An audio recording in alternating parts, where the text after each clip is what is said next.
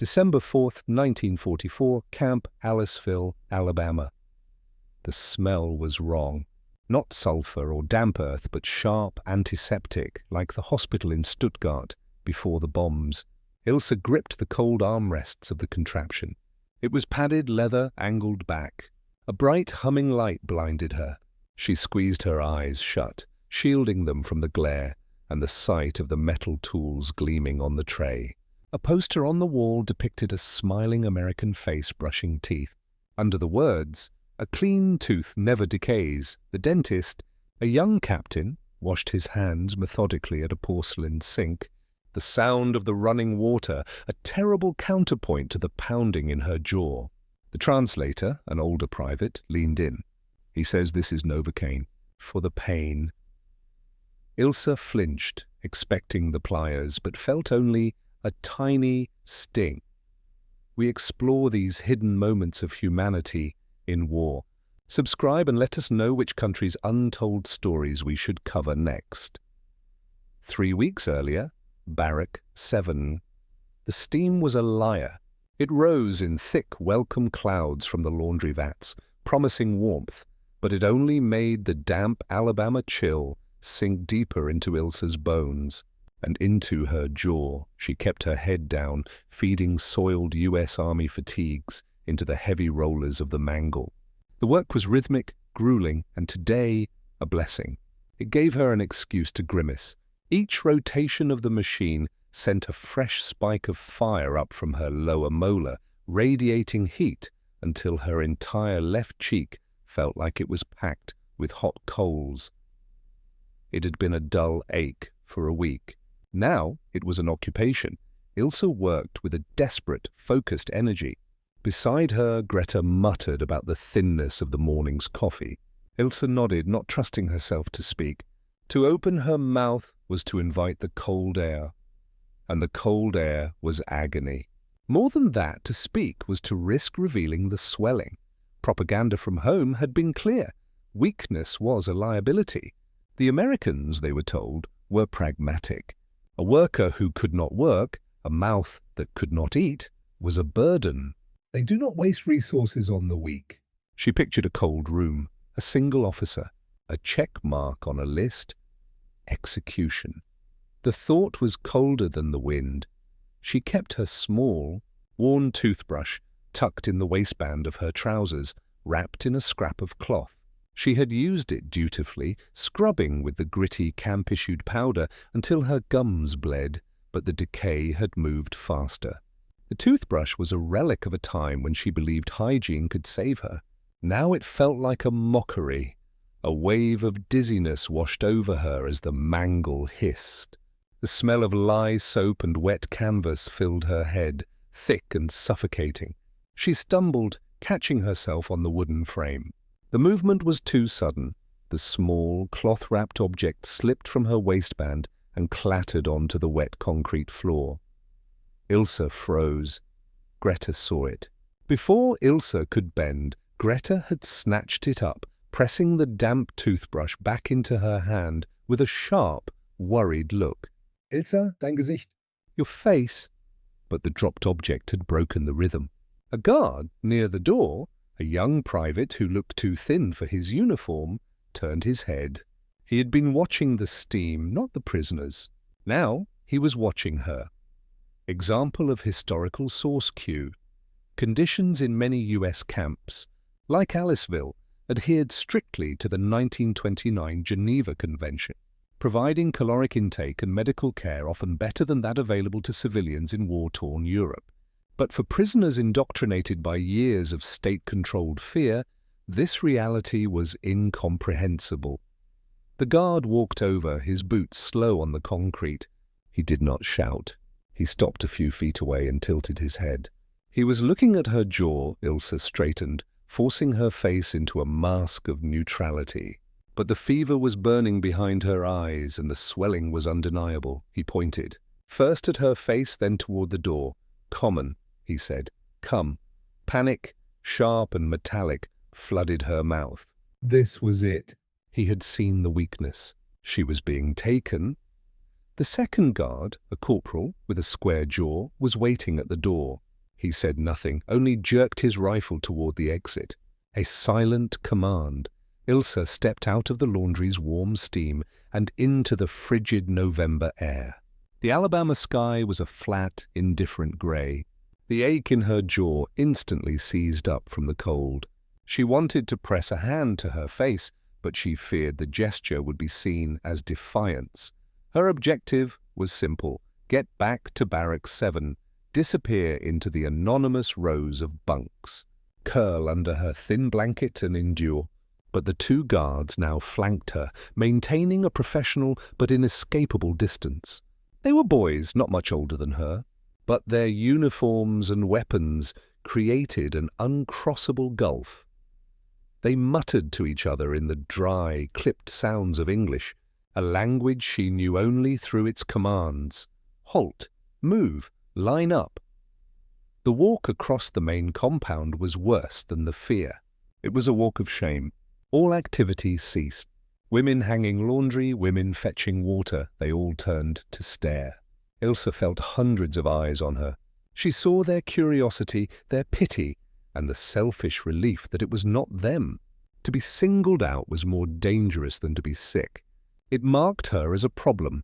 She kept her gaze fixed on the crunch of her own worn shoes on the wet gravel path. Her mind raced, searching for a reason. It could not be the tooth. They would not waste two guards on an ache. The letter. Her stomach tightened. The letter she had written last week to her mother in Stuttgart. She had weighed every word, knowing it would be read by the American censors. "I am fed enough. The work is manageable," she had written. Had she complained about the cold? Had she implied any hardship? The propaganda had warned them. The Americans look for any sign of discontent to use as leverage. Memories of posters from home flashed in her mind, grotesque caricatures of American soldiers, stories of interrogation rooms. She had dismissed them as exaggerations. Now they felt terrifyingly real. The camp's layout was deeply familiar. A left turn led to the mess hall. A right turn led to the barracks, to relative safety. Her feet instinctively prepared to turn right. They did not turn. They continued straight, past the housing blocks toward an isolated section of the camp she had only ever seen from a distance. It was quieter here, more orderly. A single, long building painted a stark white stood apart. It had a small Red Cross symbol painted near the door, but to Ilse it looked more like an administrative building than a place of healing. This was not the camp brig. This was somewhere else. The guard pushed the main door open. A wave of warmth rolled out, but it carried no scent of wood smoke or food. It was a sharp, clean chemical smell that enveloped her instantly. The smell of antiseptic, the smell of hospitals. And to Ilse, it was the smell of methodical pain. Ilse was pushed, not roughly but firmly, through the doorway and into the light. She stumbled, blinking. The antiseptic smell was overwhelming now, stinging her nostrils and making her eyes water. It was not a cold cell. It was a small, narrow room, painted a sterile, glossy white that seemed to amplify the hum of the single fluorescent light overhead. The world she knew, the grey wool blankets, the damp wood of the barracks, the mud, was gone. This was a place of humming machines and polished surfaces. A man in a white coat, an American captain, stood washing his hands at a small porcelain sink. He did not look at her. Beside him, leaning against a cabinet, was another woman in the same prisoner grey uniform. An older woman, perhaps 50, with tired eyes. "Sie müssen sich keine Sorgen machen," the woman said in German. "You do not need to worry." She was the translator. The words were meant to calm, but they had the opposite effect. Why would she need reassurance if there was nothing to fear? Ilse's eyes darted around the room, frantically searching for the tools she knew must be there. The pliers, the clamps, the restraints. She saw a tray of metal instruments gleaming under the bright light. She saw tubes and wires. And then in the center of the room, she saw it. It dominated the space. It was not a table. It was not a cot. It was a chair. but like no chair she had ever seen. It was made of gleaming steel and upholstered in dark, padded leather, capable of tilting and moving. Straps dangled from the armrests. A large, multi-jointed lamp, like the eye of an insect, hovered over it. This was the dental chair. Ilse stopped breathing. The propaganda posters had not shown this. They had shown crude, medieval brutality. This was something else. This was sophisticated, clinical. It was a machine built for a precise purpose. In her fevered, pain-addled mind, the pieces clicked into place with horrifying certainty. This was not a medical chair. It was an interrogation device. A modern rack designed to inflict maximum pain while keeping the victim conscious. The man in the white coat was not a doctor. He was a specialist. The swelling in her face was not a symptom. It was an excuse. "Nein," Ilse whispered, taking a step back. She hit the doorframe. The dentist turned, drying his hands on a clean white towel. He was young, with glasses. He nodded to the translator and then to the chair. "The captain says to please sit down." "He will examine the tooth," the translator said, her voice flat. "He'll pull all my teeth." Ilse screamed, the words tearing out of her throat. She fought against the guard, who still had a hand on her arm. "Nein, bitte! Es tut mir leid. I'm sorry." She did not know what she was sorry for. The letter, her weakness, her existence. She was fighting now a wild, cornered animal. The dentist's calm professionalism seemed to her like the detached cruelty of a butcher. The guard and the translator had to force her. She kicked, sobbing, gripping the doorway. "He'll pull them all." They were stronger. They overpowered her frantic, weakened struggles and pushed her down into the cold leather of the dental chair. She felt the mechanism groan as it tilted her backward. The bright insect-eye lamp swung down, blinding her. Ilse squeezed her eyes shut. She braced herself, waiting for the cold metal on her nerve. Pinned by the light and the weight of her own terror, Ilse went rigid in the dental chair. Her knuckles were white where she gripped the cold metal armrests.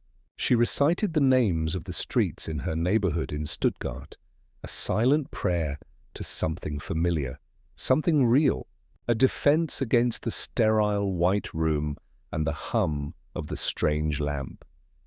Ebertstrasse, Königstrasse, Kalverstrasse. She heard the soft scrape of a metal tool being lifted from the tray. This was it. The pliers. She tensed every muscle, bracing for the shattering crunch of metal on tooth, the white-hot agony that would follow. She would not scream. She would not give them the satisfaction. Instead of a cold grip, she felt a gentle hand on her shoulder. It was the translator. Sagt, Sie sollen den Mund ein wenig öffnen. The woman's voice was low, steady. He says you should open your mouth a little. Ilse shook her head, her eyes squeezed shut. A tear escaped, tracing a hot path through the grime on her cheek. The American dentist said something. His voice was not the bark of a guard, but a calm, low murmur. Ilse could not understand the words, but the tone was patient. It was the tone of a man trying to soothe a frightened animal. The dissonance was jarring. The translator spoke again, her grip slightly firmer. "This is Novocain," she said, switching to the English word, then explaining in German. "Ein Medikament gegen den Schmerz. Es wird alles taub machen. A medicine for the pain. It will make everything numb." Ilse's mind refused to process the words. Numb? It was a trick. A lie to make her compliant before the real torture began. She felt the dentist's fingers gently touch the side of her face, probing the swollen jaw. She flinched violently. "Easy now," the captain's voice was close. He was holding a syringe. She knew it without seeing, could sense the poised, clinical threat of it. She braced herself again, her mantra of street names faltering. She felt a tiny, sharp pinch inside her cheek. It was nothing. Less than a splinter, less than a mosquito bite. It was so insignificant that for a moment she thought she had imagined it. She waited. The seconds stretched into an eternity. She expected a searing chemical burn, a new kind of pain to follow the needle. Nothing came. Slowly, a strange sensation began to creep through her jaw. It was not pain, but the absence of it. A thick, heavy numbness, like a slow tide of cool water rising, extinguishing the fire that had consumed her for days. The throbbing pulse in her molar faded, replaced by a dull, distant pressure. The numbness spread to her lip, her tongue, until the entire left side of her face felt like it belonged to someone else. She cautiously opened her eyes. The world was blurry through her tears. The dentist was watching her, his expression unreadable behind his glasses. He said something to the translator. "He's going to begin now," the translator relayed. "He says you will feel pressure, but no pain." Ilse watched, disbelieving, as he picked up a different instrument, a small, whirring tool. She felt the vibration against the tooth, a deep rumbling in her skull. She felt the pressure as he worked, but the sharp, soul-stealing agony she had prepared her entire being to withstand was simply gone. The walk back to Barrack 7 was unreal. The same gravel path crunched under her feet, the same grey sky pressed down, but everything had been altered. The guard who walked beside her, the one who had first seen her, was no longer a monster in waiting. He was just a young man, seemingly bored, his rifle pointed at the ground. Ilse's body was a landscape of strange new sensations. On one side was the familiar dull chill of the November air. On the other, a profound and complete absence. The numbness from the Novocain was a heavy, lifeless curtain. She kept touching her swollen cheek with her tongue, expecting the familiar explosion of pain, but finding only the strange, cottony void where the rotten tooth had been. A small wad of gauze was packed into the space, tasting faintly of antiseptic and blood. She felt light-headed, not from fever, but from sheer cognitive dissonance. The event had not fit any available narrative. She had been prepared for brutality, for interrogation, for execution. She had not been prepared for competence. She had not been prepared for a routine medical procedure performed with detached, professional kindness. As the guard opened the door to Barrack 7 and nudged her inside, the warmth and the familiar smell of damp wool and unwashed bodies enveloped her. The low hum of conversation stopped instantly. Every woman in the room turned. Greta, who had picked up her toothbrush, rushed forward, her face pale with worry. "Ilse, was war das? Was haben Sie getan? What was it?" "What did they do to you?" Other women crowded around, their faces a mixture of fear and morbid curiosity. Had they pulled her fingernails? Had they interrogated her about the letters? Their questions came in hushed, urgent whispers. Ilse could only stare at them. She moved past them as if, in a trance, toward her bunk. Her legs felt unsteady. She sat down heavily on the thin mattress. Her gaze fell on her personal items, tucked onto the small wooden shelf above her pillow. There it was, the toothbrush. The object she had treasured, the one she had used to fight the decay. It looked pathetic. The bristles were splayed and yellowed, the wooden handle grey and worn smooth from use. It was a primitive tool, a child's charm against a mortal threat. She remembered the clinic. The gleaming steel, the bright overhead light, the porcelain sink where the dentist had washed his hands, the sterilized instruments laid out in precise order. She remembered the clean, painless sting of the needle. Source Q, many prisoners, particularly those captured later in the war, were stunned by the material wealth of America, even within the confines of a camp. Access to sophisticated dental care and anesthesia, which had become scarce in bomb-ravaged Germany, was a profound form of soft power. She had received better medical care as a prisoner of war than she had as a free citizen in Stuttgart for the last 3 years. A wave of shame washed over her, so potent it made her dizzy. She thought of her screaming. She had fought them. She had called them monsters as they tried to help her. The toothbrush on her shelf was a testament to her ignorance. "Ilse?" Greta's voice was insistent, shaking her slightly. "Sag uns. Tell us." Ilse looked up. The ring of anxious faces stared back at her, waiting to have their worst fears confirmed. They were waiting for a story of American cruelty that would validate their own hatred, their own fear. She opened her mouth. Her tongue felt thick and clumsy. Sie haben es repariert, she said, her voice hoarse. They fixed it. The women stared. Der Zahn, Ilse clarified, touching her numb cheek. The tooth.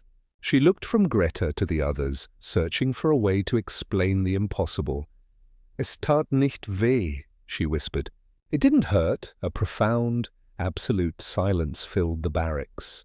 It was not a silence of relief, but of deep, collective shock. The silence in the barracks was a new kind of prison.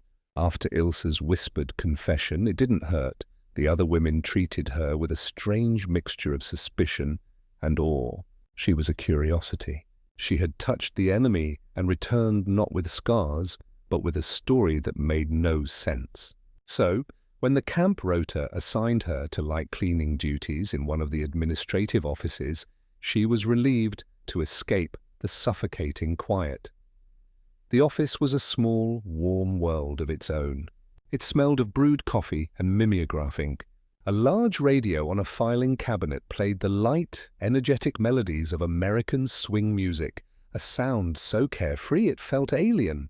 Her job was simple: sweep the floors, empty the wastebaskets, stay invisible. But here she could watch. The American soldiers were different away from the watchtowers and the barbed wire. They slouched in their chairs, complained about the coffee, and spoke of wives and sweethearts with a longing that was painfully familiar. They were not the goose-stepping caricatures from the propaganda films. They were just men. One afternoon, a sergeant left a folded newspaper on his desk when he went for lunch. The Aliceville Picayune. Ilse's English was poor, a clumsy patchwork of schoolgirl lessons and words learned in the camp, but she could understand headlines. She moved closer, pretending to wipe down the desk. The article was an editorial. She could not decipher every word, but the angry, bolded phrases leaped out at her. Coddling the enemy, our boys starving, and Geneva Convention luxuries. There was a political cartoon depicting a fat, grinning German prisoner being served a turkey dinner by a weeping Statue of Liberty. Ilse felt a cold knot form in her stomach. The kindness she had received, the procedure that had saved her from agony and had so thoroughly shaken her world-view, was not just an act of humanity. To these people, the townspeople just beyond the wire, it was a betrayal. It was an outrage. They hated the prisoners, but they were also angry with their own soldiers for treating them humanely. Just then, the office door opened. Captain Miller, the dentist, stepped inside. He looked tired, older than she remembered from under the bright glare of the clinic lamp. He was not in his white coat, just his standard officer's uniform. He was holding a file. The sergeant at the radio desk looked up. "Afternoon, Captain." another tooth to pull. Miller gave a weary smile and shook his head. Just paperwork. "I'd rather be pulling teeth." The two men shared a brief, easy laugh. It was a small, insignificant moment.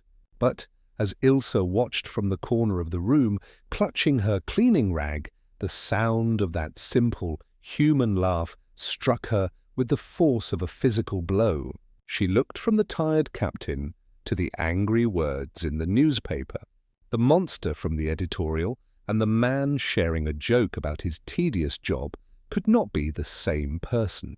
The world was no longer a simple picture of black and white. If they were not monsters, then what were we? Ilse had avoided the Sunday services since her arrival. Faith felt like a luxury, a fragile thing that belonged to a different life, one before the bombs and the wire. But the office had become its own kind of confinement, and the barracks were filled with a tense, questioning silence whenever she was near. She found herself craving a different kind of quiet, one filled not with suspicion, but with reverence. The chapel was not a chapel. It was Barrack 12, emptied of its bunks and furnished with crude wooden benches. But as Ilse slipped inside, joining the rows of women in their identical grey dresses, the space was transformed. The air was thick with the scent of pine wood, and dust motes danced like tiny spirits in the pale shafts of light slanting through the high windows. At the front of the room, Pastor Schmidt, a prisoner who had been a minister in Hamburg, stood behind a simple lectern. He was a thin man with a reedy voice, but when he began to speak, a hush fell over the congregation. He spoke of Job, of suffering and faith in the face of the inexplicable. Ilse felt the familiar cadence of the Lutheran liturgy settle over her like a heavy blanket, a comfort she had forgotten she missed. Then they began to sing, Ein feste Burg ist unser Gott, a mighty fortress is our God. The hymn was a song of defiance, of unshakable faith. The voices of the women rose, thin and strained at first, then swelling to fill the dusty hall. It was the sound of Germany. The sound of home. And it was then that the guilt washed over Ilse. She was singing of God's fortress, while her own fortress of belief had been shattered. She was praising a righteous protector while feeling a strange, treacherous gratitude for her captors. How could she reconcile the man who had calmly administered Novocain with the devils from their propaganda?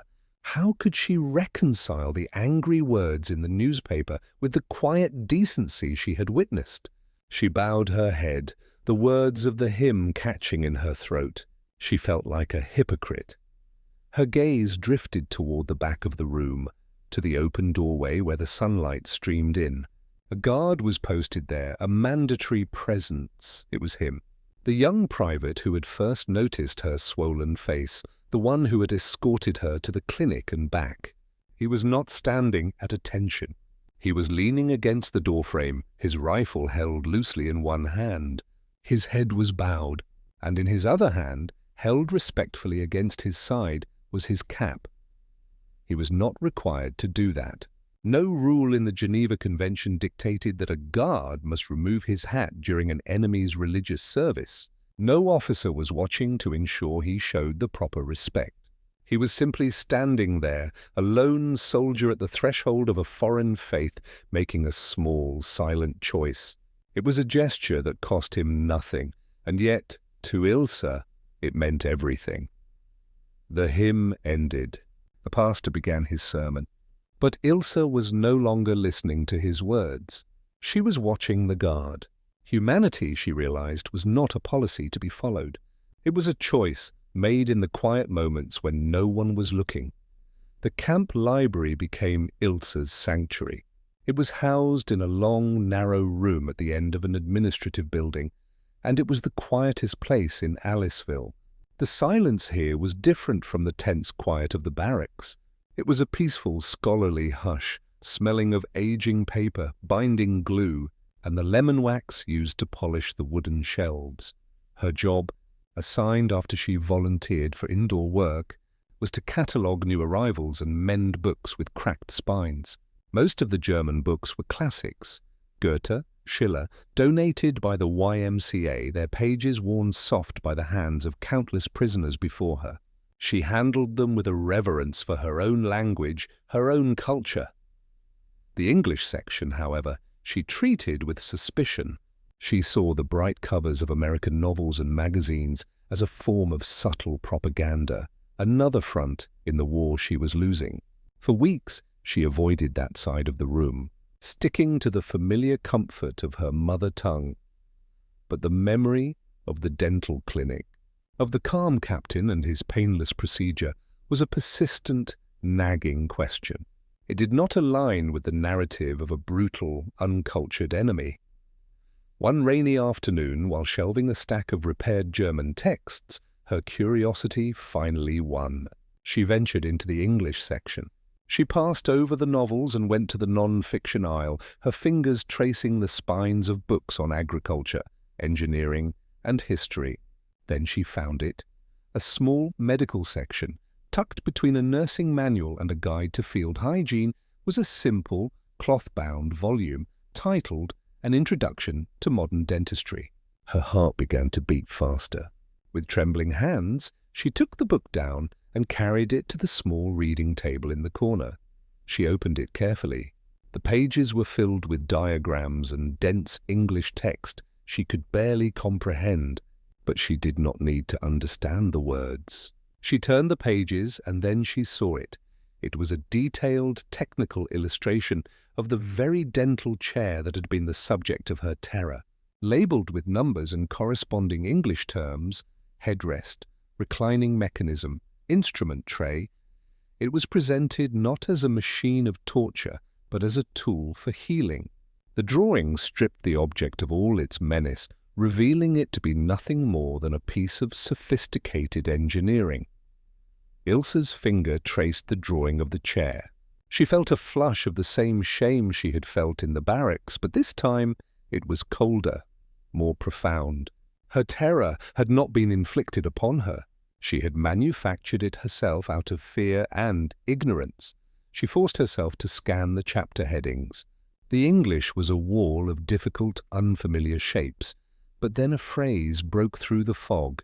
She could not understand the entire line, but she recognized two key words standing together: local anesthesia, and right below it, in parentheses, was the single word the translator had spoken. A word she would never forget: Novocain. The truth was not a matter of opinion or perspective. It was here, printed in black and white in a book. It was objective. It was real. That day, Ilse filled out a small cardboard form. She painstakingly wrote her name and prisoner number. The American librarian, a kindly woman from the local town, stamped it and handed it back to her. It was her own library card. It felt less like a permit and more like a key. Holding it, Ilse made a new resolution. She would not just read the German books. She would learn this other language. She would learn it until she could read every single word in the dentist's book. The last Thursday in November arrived with a strange sense of occasion. A rumor had spread through the barracks that the Americans were celebrating one of their most important holidays, Thanksgiving. To the German women, the concept was foreign. A feast of gratitude in the middle of a war seemed like a bitter irony. Most expected nothing, another day of routine and rationed food. They were wrong. The evening meal was different. The usual scent of boiled potatoes and stew was replaced by the rich, unfamiliar aroma of roasted poultry and sweet spices. When they filed into the mess hall, they saw that long tables had been laden with platters of sliced turkey, mashed potatoes, and something they had never seen before: bright orange pumpkin pies. For many women, the unexpected bounty was an insult.